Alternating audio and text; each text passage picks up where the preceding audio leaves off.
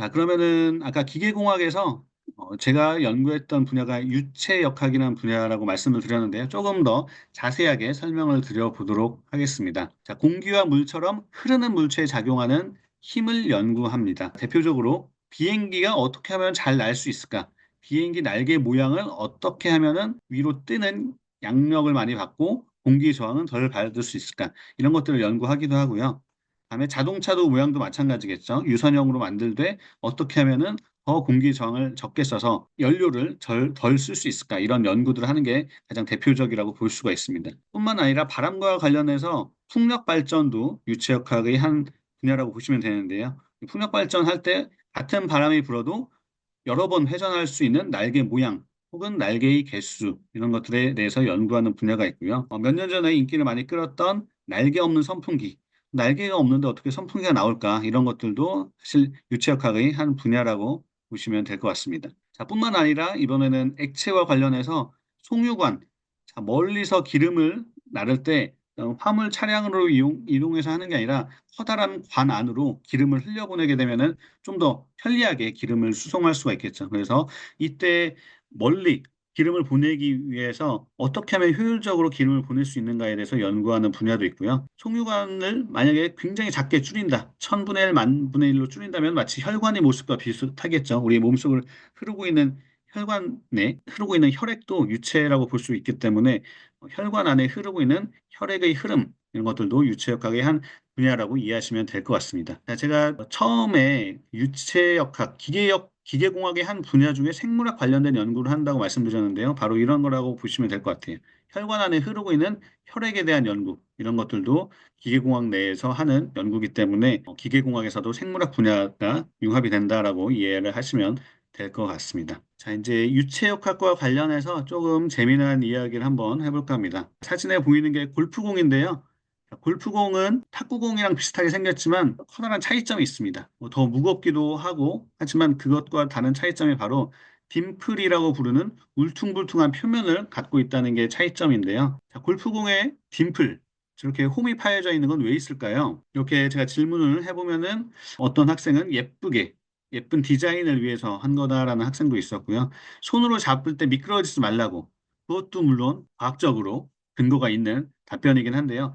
가장 정확한 답변은 유체역학적인 의미가 있습니다. 공기 저항을 줄이기 위한 용도라고 보시면 되는데요. 역사에 대해서 한번 살펴보도록 하겠습니다. 자, 골프공이 처음 만들어진 거는 14세기라고 해요. 너도 밤나무라고 하는 14세기에는 뭐 플라스틱이나 고무나 이런 인공적인 물질이 하나도 없었기 때문에 가장 단단한 밤나무공, 너도 밤나무공을 이용해서 둥그렇게 만들고 그걸 나무 막대기로 치는 놀이가 골프의 어떤 기원이라고 보고 있습니다. 그러다가 이제 16세기가 됐을 때 사람들이 조금 머리를 썼어요. 왜냐면은 나무로 만든 공은 탄성이 없기 때문에 멀리 날아가지 않습니다. 아무리 세게 쳐도 얼마 안 날아가는 거예요. 그래서 탄성을 갖게 해야 되는데 그 당시에도 소나 오리는 있었겠죠. 그러다 보니까 오리 깃털을 모아다가 소 가죽으로 이렇게 감싸게 됩니다. 그리고 그걸 쳤더니 탄성이 있으니까 더 멀리 날아가는 거죠. 우리가 오리 깃털 모아서 베개 혹은 점퍼 이런 것들 입으면 푹신푹신하잖아요. 그것처럼 오리 깃털을 모아서 소가죽으로 감싼 다음에 그걸 치니까 탄성 때문에 더 멀리 날아가는 걸 알게 됐습니다. 그리고 1848년 이 됐을 때 드디어 고무공이 처음 개발이 됐습니다. 자, 고무공은 탄성이 있으니까 너무 좋죠. 멀리 날아가고 손쉽게 간단하게 만들 수도 있고 한데 처음부터 골프공이 풀이 있었던 건 아니에요. 처음에는 매끈한 골프공을 만들었었는데요. 골프공을 한번 치고서 버리진 않죠. 다시 주워와서 또 치고 또 치고 이런 식으로 여러 번 반복을 하게 되는데 치면 칠수록 거기 공의 표면에 흠집이 생기는 거예요. 그런데 이상하게 새 공보다 흠집이 많은 헌공이 더 멀리 날아간다는 걸 사람들이 알게 됐어요. 이유는 알 수 없었지만 세공보다 헌공이 더 멀리 날아간다.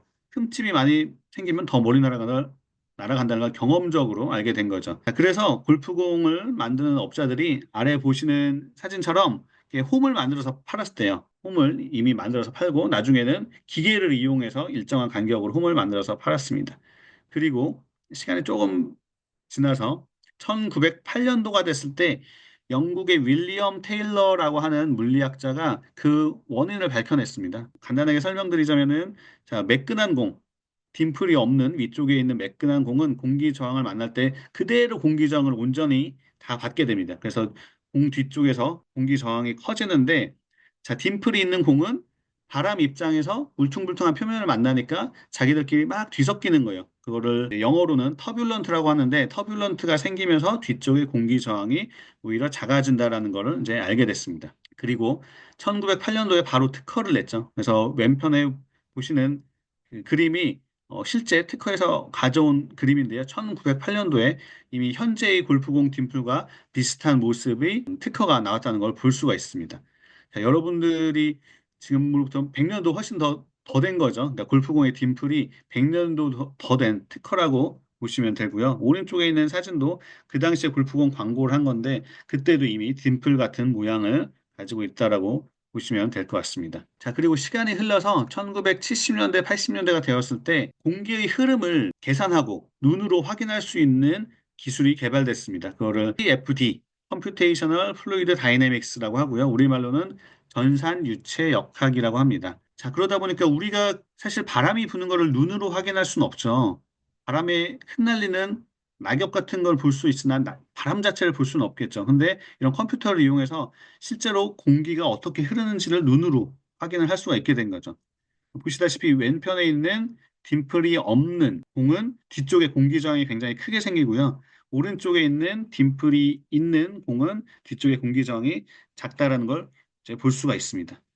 자, 그러면은 딤플이 공기 저항을 줄인다라는 건 알겠는데, 이게 홈을 조금 저렇게 파봤자 얼마나 효과가 있을까? 뭐 예를 들어서 100m 날아갈 게 한 뭐 110m, 105m 이 정도 날아가지 않을까라고 생각할 수도 있는데요.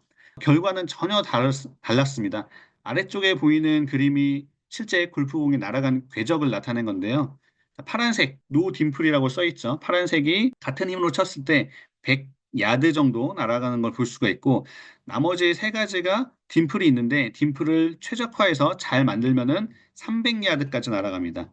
그리고 딤플을 깊게 만들거나 얕게 만들거나 최적화되지 않았어도 무려 250야드 이상 날아가는 걸 볼 수가 있습니다. 자, 이 얘기는 같은 힘으로 골프공을 쳤는데 딤플이 없으면은 100, 딤플이 있으면은 최소 250에서 300야드까지 날아간다고 보시면 돼요. 그러니까 단순히 뭐 한 5%, 10%더 날아가는 게 아니라 2.5배에서 3배 정도 날아갈 정도로 공기 저항에 굉장히 큰 영향을 준다라고 보시면 될 것 같습니다.